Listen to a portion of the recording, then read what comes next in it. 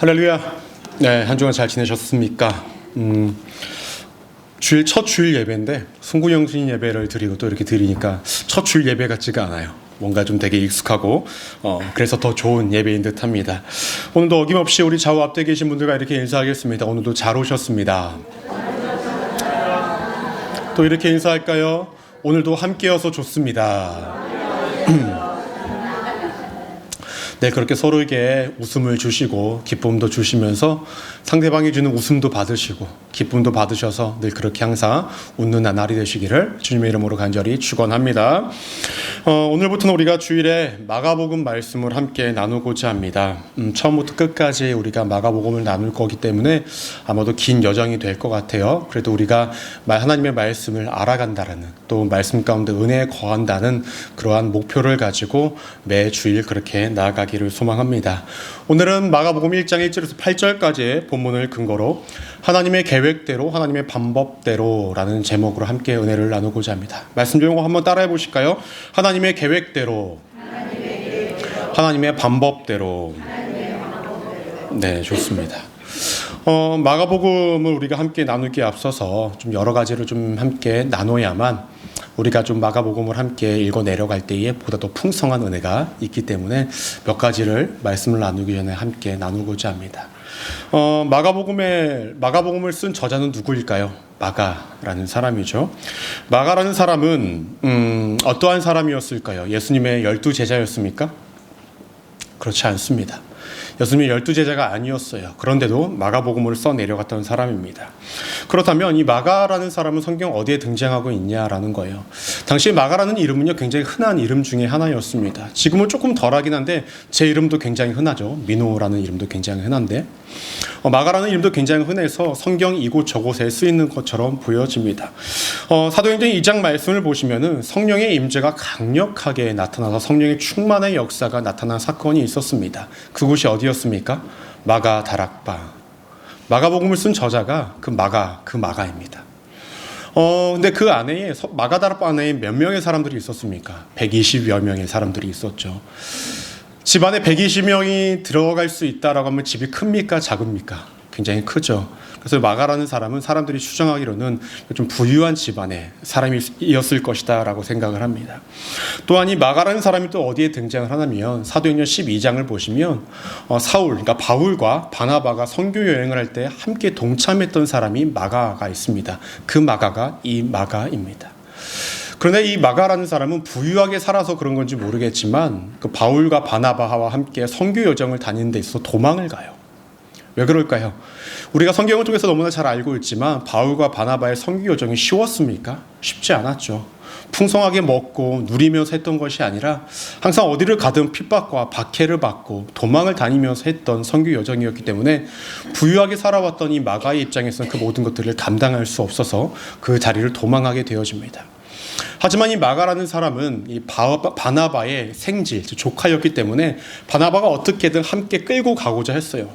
하지만 도망갔던 이 마가가 바울이 바라봤을 때는 마음에 들지 않았죠. 때문에 바나바는 마가와 함께 가자라고 이야기를 했었고 바울은 아니다, 안 된다라고 이야기를 하면서 바울과 바나바가 여기서 또 찢어져서 서로 각자의 길을 가게 되어집니다. 이러한 마가가의 후에는 어디에 또 등장을 하냐면 베드로의 어떠한 옆에서 조언을 하고 베드로 곁에서 사역을 도와줬던 사람으로 등장을 합니다. 이 마가라는 사람은 외국어에 능통했던 것 같아요. 그래서 이 헬라어, 당시 로마 사람들이 이야기했던 이 헬라어를 잘했던 사람이어서 헬라어를 잘 하지 못하는 베드로가 하는 말들을 통역하는 역할을 감당하게 되었습니다. 이러한 마가가 또 나중에 어떠한 역할을 감당했냐면 디모데 후서를 보시면은 바울이요 마가를 찾아요. 마가가 나에게 유익이 되는 존재다라고 이야기를 합니다. 그러면 바울과 헤어졌을 때의 그 시점보다 한참 흐른 그 시점에서는 바울이 찾는 존재까지 이어졌다라는 거예요. 마가라는 사람은 그 기간 동안에 굉장히 많은 영적인 성장과 성숙을 이루어서 바울이 보기에도 굉장히 흡족한 사람, 바울에게 필요한 사람, 바울에게 유익이 될 만한 사람으로까지 성장과 성숙을 이루었다라는 것입니다. 우리가 지금 말씀을 나눈 것들은 아니었지만 이 마가라는 이 사람의 삶을 통해서도 우리가 한 가지 메시지를 알 수가 있다는 거죠. 그것은 무엇일까요? 영적인 성장은 이루어질 수 있다라는 거예요. 믿으십니까? 여러분, 우리가 영적인 성장이라는 것은 자기 스스로의 노력도 분명히 필요하지만 주변의 도움도 굉장히 필요하다는 것입니다. 만약에 바나바마저도 마가를 버렸다면 마가가 그렇게 성장할 수 있었을까요?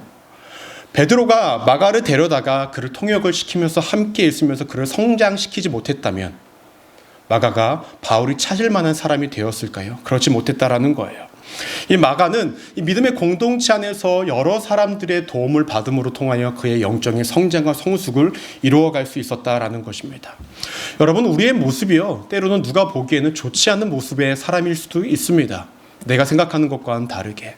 그런데도요, 우리가 반드시 기억해야 할 것은 무엇이냐면 누군가를 바라봤을 때에 우리 공동체 안에 좋지 않은 모습의 사람이 있다고 한다면 내가 행여나 그 사람에게 좋지 않은 영향력을 끼친 것은 아닌지를 되돌아볼 필요가 있다는 거예요.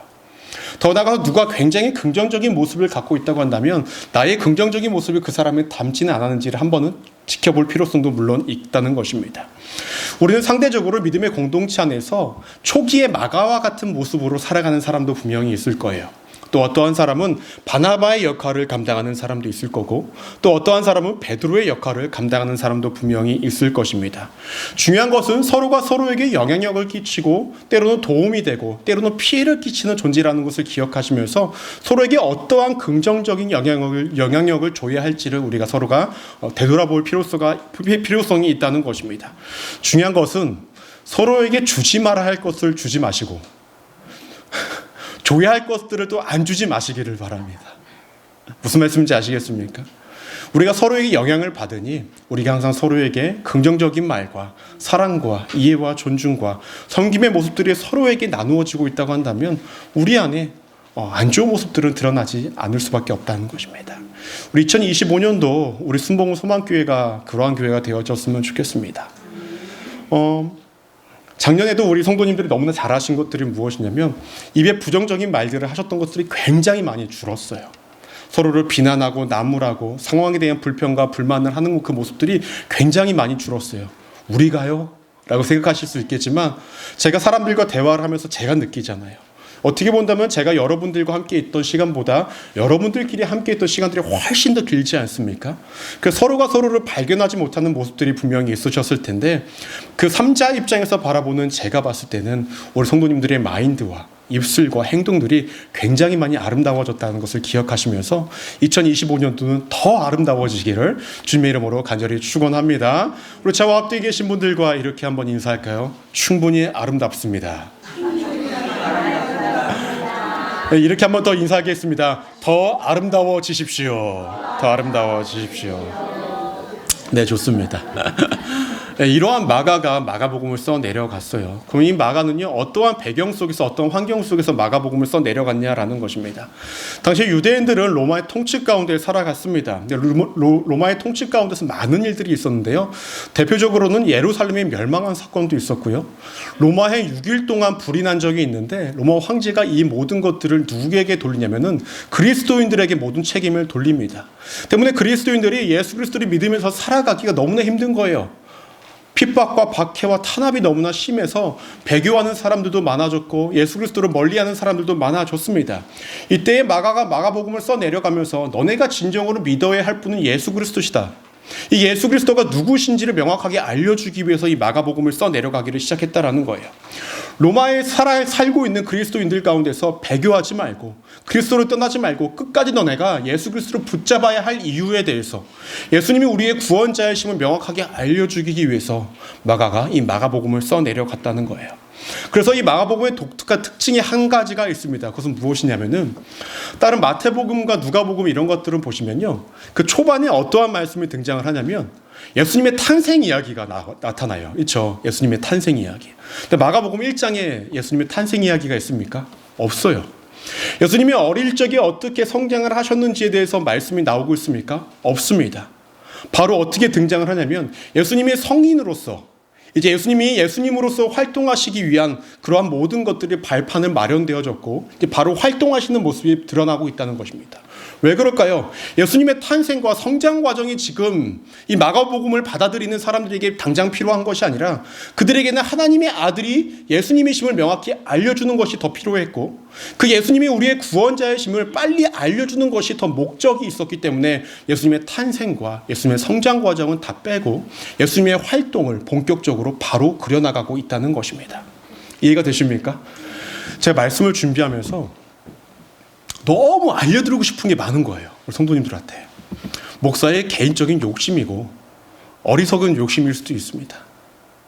그래서 말씀을 준비하다 보니까 사실 1절만 가지고 설교를 준비해도 오늘 다 못하겠더라고요. 그런데 그렇게 하면 우리 성도님들은 또 2절은 언제, 3절은 언제, 이거 끝나기는 끝나는 거야, 이러실까봐 제 욕심을 줄이고 최대한 이렇게 설교를 하려고 합니다. 지금까지 내용이 어떤 마가복음의 배경적인 내용이었습니다. 그럼 우리가 1절부터 한번 차근차근 한번 보도록 하겠습니다. 1절 말씀 우리 함께 한번 읽어볼까요? 시작. 하나님의 아들 예수 그리스도의 복음의 시작이라 라고 얘기합니다. 마가가 복음서를 써내려갔을 때 1절에는 예수님이 어떠한 분이신지에 대해서 명확하게 처음부터 이야기를 합니다. 1절 말씀을 보시면 먼저는 하나님의 아들이라고 예수님을 표현을 합니다. 여러분 당시에 왕이나 왕의 아들이나 아니면은 영웅과 같은 사람들에게 뭐라고 이야기했냐면은 신의 아들이다라고 표현을 했다고 그래요. 신의 아들. 네, 마가와 예수님을 표현을 할 때 하나님의 아들이다라고 명확히 이야기하는 것은 무엇입니까? 너네가 생각하는 영웅과 같은 사람들이 정말로 하나님의 아들이 아닌 신의 아들이 아니라 진짜 하나님의 아들은 누구냐? 예수님이시다라는 것을 명확히 알려주고자 했다라는 거예요. 더 나아가서 그분은 과거의 구약 성경을 통하여서 예언되신 분이고, 더 나아가서 다윗의 자손이시며 우리를 구원의 길로 인도하실 분이다라는 것을 하나님의 아들이라는 표현을 하나를 통해서 모든 것들을 이야기합니다. 더 나아가서 어떻게 더 표현을 하냐면 예수 그리스도시다라고 이야기합니다. 여러분, 예수라는 이 말이 히브리어로 예수아입니다. 예수아라는 말은 여호수아를 줄인 말이에요. 여호수아라는 말이 뜻이 무엇일까요? 뜻이 무엇일까라고 하니까 자슈아라고 하면은 다시 처음부터 돌아가는 거죠. 무엇이냐면 구원하시는 여호와라는 거예요. 예수라는 그 말에는 구원자라는 것이 포함이 되어져 있다는 것입니다. 그러면 그리스도라는 표현은 무엇일까요? 기름 부음을 입은 자라는 표현이에요. 히브리어로는 메시아라는 말입니다. 즉 예수 그리스도라고 표현을 하는 것은 당시의 왕이시고 우리의 구원자이신 분이 하나님의 아들이신 예수 그리스도라고 표현을 하고 있는 거예요. 그렇게 하나님의 아들 예수 그리스도의 복음의 시작이다라고 이야기합니다. 우리의 구원자가 나타나셨고 우리의 구원자를 통해서 우리에게 전파되어지는 메시지가 있는데 그것이 무엇이냐? 복음이고 그 복음의 시작이었다라고 이야기를 합니다. 여러분, 제가 크리스마스 때 아마 말씀을 드린 것 같은데요. 이 복음이라는 것이 무슨 뜻이죠? 좋은 소식, 굿 뉴스에 가서 좋은 소식이라는 뜻입니다. 그런데 당시에 이 복음이라는 말은요, 예수님에게만 사용됐던 말이 아니에요. 어떨 때 사용되었냐면은 로마에서도 복음이라는 말이 사용되었는데 전쟁에서 승리했을 때 그것이 복음이다라고 이야기를 합니다. 황제가 왕위에 오를 때에 복음이다라고 이야기를 합니다. 그리고 전쟁에서 승리하고 이러한 황제와 관련된 것들을 이야기할 때 복음이다라고 이야기를 했습니다. 그러면 이렇게 복음이란 말이 기존에 있는데 왜 예수님이 이 땅 가운데 오시고 그분이 전하신 메시지를, 그분 자체를 왜 다시금 복음이냐라고 이렇게 이야기를 하고 있냐라는 것입니다. 하나님께서 명확히 구별하시기를 원하셨어요. 세상이 이야기하는 복음과 하나님이 예수 그리스도를 통해서 주시는 복음의 차이를 알려주시고자 했다는 것입니다. 즉 하나님의 계획과 방법 속에서 이 복음의 차이를 명확하게 알려주시고자 했다는 거예요. 오늘 말씀 제목이 무엇입니까? 하나님의 계획대로, 하나님의 방법대로입니다. 우리가 그래서 첫 번째로 기억하셔야 될 것은 무엇이냐면은 하나님의 계획 속에, 하나님의 방법 속에서는 복음의 차이를 알려주시고자 했다는 것입니다. 여러분, 하나님의 아들을 통해서 주시고자 했던 것이 복음입니다. 그런데요, 세상이, 즉 로마가 이야기했던 그 복음과 하나님이 예수 그리스도를 통하여서 보여주시고자 하는 복음의 차이가 명확하게 있었다라는 거예요.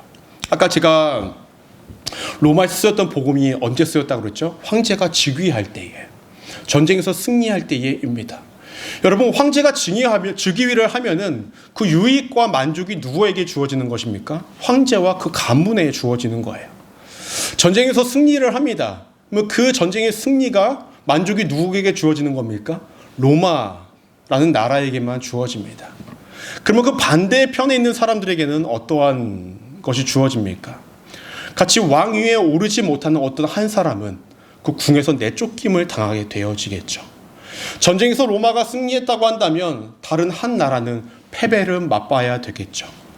로마가 이야기했던 복음이라는 것은 무엇입니까? 자신과 자신의 지방과 자신의 나라에만, 자신이 속한 곳에만 만족이 되어지는 것이 그들의 복음이었습니다. 하지만 하나님의 계획과 방법 속에서는 이런 것은 하나님의 복음이 아니라는 거예요. 하나님의 복음이라는 것은 무엇입니까? 예수 그리스도께서 이 땅 가운데 오심으로 통하여서 모든 사람들에게 유익이 되는 것이 복음이라는 거예요.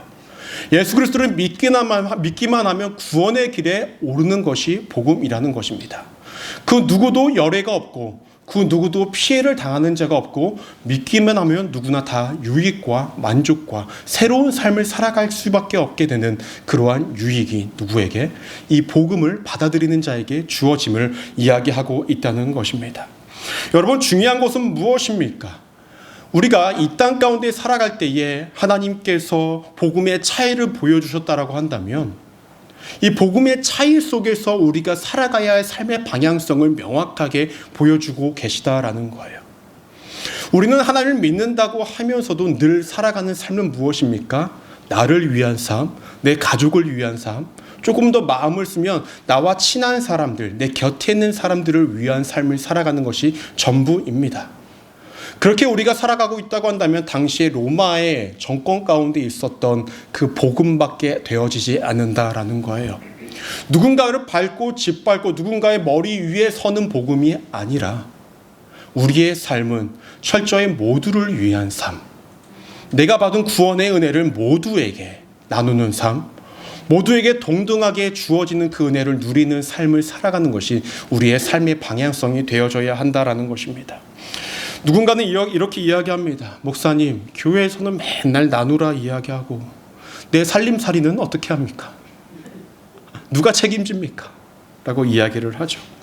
여러분, 중요한 것은 무엇이냐면 나만을, 내 가족만을 위해서, 내 주변만을 위해서 살아가서 다 나누고 베풀라는 것이 아니에요. 중요한 건 복음이라는 것은 나를 포함하고 있습니다. 나를 포함하고 나와 함께 있는 모든 사람들에게 나누어진다라는 거예요. 나를 배제하여서 나는 항상 희생하고 나는 항상 없이 사고 나는 항상 어렵고 부족하게 살아가라 라고 말씀하는 것이 아니라 하나님의 은혜 속에서 내가 있고 나와 함께 내 눈에 보이는 모든 사람들과 함께 은혜 가운데 살아가는 것이 복음적인 삶이라는 것입니다. 여러분, 제가 그 송구영신 예배 때 우리가 새해 인사를 이렇게 했었죠. 새해 복 많이 받으세요. 새해 복 많이 누리세요. 그리고 새해 복 많이 나누세요. 복음의 핵심이 다 들어있지 않습니까? 하나님이 주시는 은혜 받으시고 그 은혜 누리시고 그 은혜 모든 사람들에게 나누시라는 것입니다.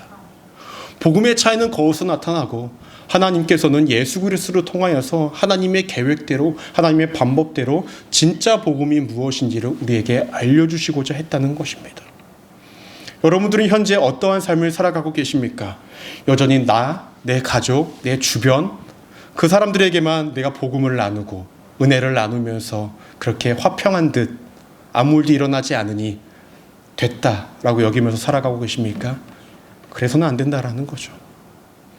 우리 주변의 모든 사람들에게 그리스도의 복음을 나누고 내가 가진 것들을 나누고 물론 그 안에서도 내게 주신 하나님의 은혜를 나도 누리고 축복도 나도 누리는 삶이 되어지되 그렇게 모두 나누면서 살아가는 우리의 삶이 되어져야 한다는 것입니다.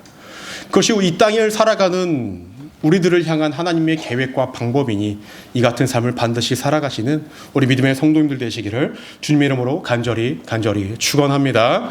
이어서 말씀을 보시면 2절과 3절 말씀 우리 함께 한번 읽어보도록 하겠습니다. 시작. 선지자 이사야의 글에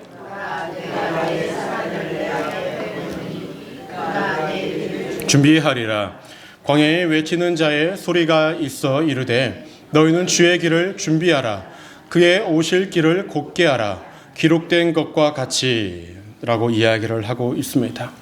예수님이 등장하시기 전에 누군가가 등장할 것을 이미 얘기하고 있어요. 2절을 보시면 뭐라고 이야기하냐면 사자가 등장을 한대요. 하는 이 사자입니까? 분위기 이렇게 안 좋을 줄 알았어요.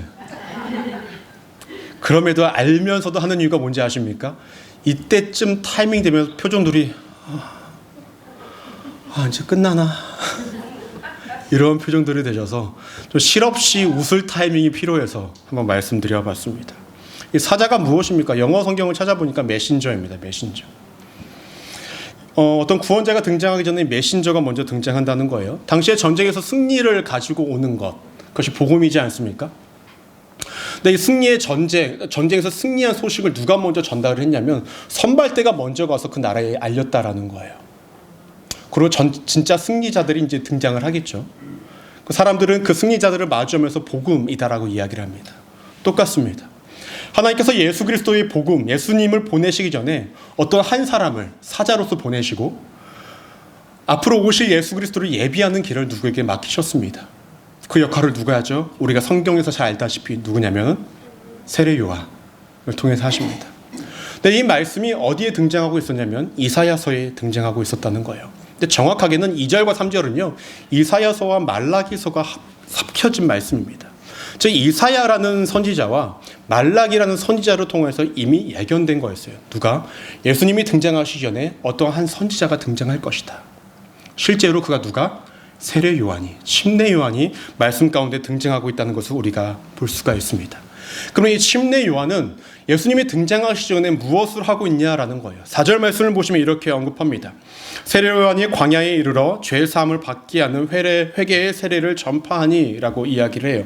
세례를 주었다라는 거예요. 당시에 세례가요. 침례 요한만, 세례 요한만 했던 것이 아니라 여러 가지 의미의 세례가 있었습니다. 그런데 이 세례 요한이 했던 이 세례의 목적은 무엇입니까? 죄 사함을 받게 하는 회개의 세례라는 것입니다. 회개의 세례. 마음을 돌이키는 것, 마음을 돌아서게 하는 것, 하나님께 나아가게 한다라는 것입니다. 여러분, 그 회개라는 것이요 무엇일까요?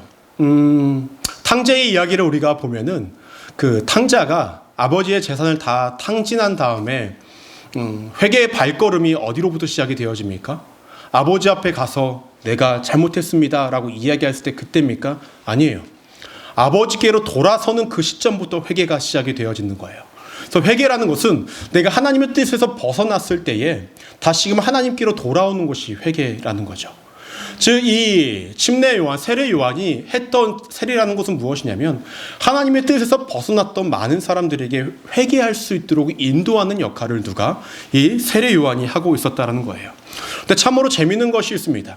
당시에 유대인들은요 자신들이 의롭다라고 생각을 했어요. 왜냐하면 자신들은 하나님께 선택받은 민족들이기 때문에 의롭다라고 생각을 했습니다. 선민사상이라고 이야기해요. 특권의식이 그들에게는 있었어요. 근데 그들이요 요한에게 나와서 세례를 받으면서요 통곡하고 울면서 자복합니다. 자신의 죄들을 다 이야기합니다. 무엇입니까? 자신들이 갖고 있던 선민의식, 자신들은 선하다, 자신들은 의롭다라는 것들을 다 버리고 세례를 받으면서 회개를 하고 있었다라는 거예요. 5절 말씀을 보면 뭐라고 이야기하냐면 모든 전 지역에서 사람들이 와서 울면서 자복하고 회개했다라고 이야기를 하고 있습니다. 왜 이들이 자기의 모든 자존심과 자신들의 신념을 다 버리고 요한에게 와서 회개를 하면서 나아가고 있었을까라는 것입니다. 이유는 간단합니다. 여러분 구약 성경을 보시면 마지막 선지자가 말라기입니다. 그런데요 하나님께서 말라기에게 이야기를 하신 이후에 말씀을 주신 이후에 약 400년간 침묵하십니다. 아무런 말씀이 없으세요. 그리고 신약 성경이 등장을 합니다. 즉 당시 유대인들의 입장에서는 400년 동안 하나님께서 침묵하셨는데 세례 요한이라는 사람이 등장해서 하나님의 말씀을 전하는 거 보니까 예사롭지가 않은 거예요. 다시 새롭게 선지자가 등장한 것 같은 거예요. 그래서 그들이 자신의 모든 신념과 모든 자존심 다 버리고 그에게 나가서 세례를 받으면서 회개를 하기를 시작을 했다는 것입니다. 더구나 이 세례 요한의 복장이 참 특이해요. 6절을 보시면 이렇게 언급합니다. 낙타털 옷을 입고 허리에 가죽띠를 띠고 플로리다에서 낙타털 옷을 입고 다니면 다 희한하게 보겠죠. 그런데 이 모습이 누구와 유사했냐면 열왕기하 1장 8절 말씀을 보시면 우리 함께 한번 읽어볼까요? 시작. 그들이 그에게 대답하되 그는 털이 많은 사람인데 허리에 가죽띠를 띠었더라 하니 왕이 이르되 그는 디셋 사람 엘리야로다라고 이야기합니다. 사람들은 엘리야라는 사람이 누구인지를 기억하고 있었어요. 때문에 이 세례 요한의 모습을 보고 엘리야가 등장했다라는 것처럼 여겼다라는 거예요. 그 이후에 메시아가 등장하겠다라는 감을 잡기를 시작했다는 것입니다. 때문에 그들이 요한에게 나아가서 무엇을 합니까? 세례를 받기를 시작했다라는 것입니다. 근데 재밌는 것은요, 이 요한이라는 사람 자신의 역할을 명확히 잘 알고 있었습니다. 자신은 구원자가 아니라 메시아가 아니라 내 뒤에 오시는 이가, 능력 있으신 이가 오실 것이고 나는 너희에게 회개의 자리로 인도하는 역할밖에 하지 못하지만 앞으로 오실 메시아는 너희에게 성령으로 세례를 주어 너희를 변화시킬 것이다 라고 이야기를 합니다. 우리 8절 말씀 우리 함께 한번 읽어볼까요? 시작. 나는 너희에게 물로 세례를 베풀거니와 그는 너희에게 성령으로 세례를 베푸시느니라 라고 얘기합니다. 자신이 할 수 있는 것은 회개의 자리로까지밖에 나아가게 하는 것이 전부다. 하지만 내 뒤에 오신 이는 너희의 육체와 너희의 영혼까지 다 변화시킬 수 있는 분이다 라고 이야기하면서 자신은 그분의 신발끈도 풀지 못한다라는 거예요. 당시에는 종이 그 주인의 신발끈을 묶어주고 풀어주고 이런 역할을 했다는 거예요. 근데 자신은 그 예수님 오실 분에 대해서 나는 신발끈조차 풀지 못하는 그렇게 한참 낮아진 존재이니 뒤에 오실 분을 너네가 따라야 한다라고 명확하게 이야기를 하고 있습니다. 여러분, 여기서 우리가 한 가지를 짚고 넘어가려고 합니다. 하나님의 계획과 하나님의 방법은 분명히 있는데 그 하나님과 계획과 방법은 어떻게 이루어지는지 아십니까? 두 번째로 기억하셔야 될 것이 있는데 그것은 하나님이 약속하신 대로 이루어진다라는 거예요. 따라해볼까요? 약속하신 대로. 하나님은 복음 자체이신 예수님, 복음을 전하시는 예수님을 이 땅 가운데 보내주셨습니다. 왜요? 그분이 약속하셨기 때문에. 과거 구약에서의 선지자들을 통해서 약속하셨기 때문에 보내주셨습니다. 이사야와 말라기를 통하여서 예수님 등장 전에 한 사람이 등장할 건데 그 요한을 약속대로 보내주셨고 요한은 자신의 뒤에 메시아가 오실 것이라는 것을 하나님의 약속대로 하나님께서 등장하게 하셨다라는 거예요. 중요한 것은 하나님의 오랜 침묵이 있었습니다. 400년가량 넘는 시간 동안에 하나님의 침묵 가운데 있었기 때문에 과거에 선지자들이 했던 모든 말들이 당시에 유대인들과 많은 사람들은 하나님의 말씀이 사라졌고 거짓되다라고 여겼을 것입니다. 그리고 모든 사람들이 잊고 살았을 것이죠. 하지만 하나님은 잊지 않으셨고 자신이 하신 말씀을 기억하셨고 하나님이 약속하신 대로 그 모든 것들을 성취해 나가고 계셨다라는 것입니다. 약속의 때가 우리가 생각했던 때와는 다를 수 있습니다. 하지만 분명한 것은 하나님이 약속하셨다고 한다면 여러분들의 삶에는 반드시 그러한 것들은 이루어집니다. 믿으십니까? 그러니 약속의 때가 오고 있다는 것을 잊지 않고 살아가셔야 한다는 거예요. 근데 참 재미있는 것이 있습니다. 이 침례가, 이 세례가 이루어진 곳이 어디입니까? 광야라고 성경에서는 이야기합니다. 이스라엘 백성들에게 있어서 광야라는 곳은 어떠한 곳입니까? 모세가 하나님을 만난 곳. 하나님이 모세를 통하여서 율법을 주신 곳, 선지자들이 하나님과 소통을 이루기 위해서 나간 곳, 이스라엘 백성들이 애굽 땅 가운데에서 종노를 했을 때 구원받은 곳, 그리고 포로로 끌려갔던 이스라엘 백성들이 다시 광야를 통해서 집으로 돌아가지 않습니까? 다시금 제2의 출애굽을 할 수 있는 곳입니다. 이사야서 40장 3절 말씀을 보시면 이렇게 언급합니다. 외치는 자의 소리여 이르되 너희는 광야에서 여호와의 길을 예비하라. 사막에서 우리 하나님의 대로를 평탄하게 하라라고 얘기합니다. 포로로 끌려갈 때는 울퉁불퉁한 곳을 통하여서 돌아갔던 이스라엘 백성들이 포로에서 돌아올 때는 평탄한 길로 통해서 돌아오게 합니다. 제2의 출애굽이 이루어지죠. 구원의 발걸음이 이루어지죠. 그곳이 어디입니까? 광야라는 곳입니다. 즉 이 광야라는 곳은 이스라엘 백성들에게 새로운 시작이 되는 곳입니다. 하나님을 만나는 곳이고 하나님이 말씀하시는 곳이고 그들에게 구원이 허락된 곳이 광야라는 거예요. 그곳에서 세례 요한이 세례를 주기를 시작합니다. 그곳에서 예수님이 등장하시기를 시작을 합니다. 그것은 무엇을 의미합니까? 예수님의 등장을 통하여서 앞으로의 모든 사람들은 어떻게 이루어지는 겁니까? 구원의 길로 가게 된다는 거예요. 새로운 시작을 맞이하게 된다는 거예요. 즉 하나님께서는 자신이 하신 말씀만 기억하시는 분이 아니고 자신이 하신 말씀만 약속을 지키는 것이 아니라 자신이 해왔던 모든 행적들을 기억하셔서 그 행적들의 약속도 하나님께서 지켜나가시는 분이라는 거예요. 여러분, 과거에 우리의 삶 가운데 하나님이 일하신 부분들이 분명히 기억되고 계십니까? 그 하나님이 여전히 여러분들이 하나님이십니다. 믿으십니까? 그런 행적의 기적들이 여러분들의 삶 가운데 앞으로도 일어난다라는 것입니다. 복음의 은혜와 능력들이 여러분들의 삶 가운데 앞으로도 일어난다라는 거예요. 왜냐? 하나님이 약속하셨기 때문에, 하나님 우리의 삶 가운데 보여주셨기 때문에 그러한 삶은 반드시 일구어진다라는 것입니다. 때문에 하나님의 약속은 너무나 중요하고 하나님의 기억이 너무나 중요하다라는 거예요. 한 치 앞도 알 수 없는 우리 인생길 위에 여러분들에게 있어서 진짜 복음은 무엇입니까?